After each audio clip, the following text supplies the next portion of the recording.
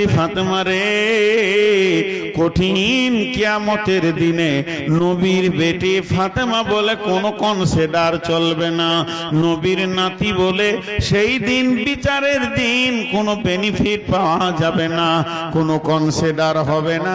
নিজের নিজের আমলের ময়দানে দাঁড়িয়ে যাও। এটা যদি বিশ্ব নবীর বেটির এই অবস্থা হয়, বিশ্ব নবীর নাতির যদি এই অবস্থা হয়, বিশ্ব নবীর জামাইয়ের যদি এই অবস্থা হয়, তাহলে শুনেলেন আপনার আমার কোন ভরসা আছে? কঠিন কিয়ামতের মাঠে আমার স্বামী, আমার আব্বা, আমার ভাই আমাকে বাঁচাবে। এখান থেকে মা আমার, বোন আমার, একটা জ্ঞান নিয়ে নিতে হবে। সেই জ্ঞানটাকে আল্লাহ তাবারাক ওয়া তাআলা বলতে চাইছেন, নিজের নিজের আমলে নিজে নিজে তৈরি হয়ে যাও।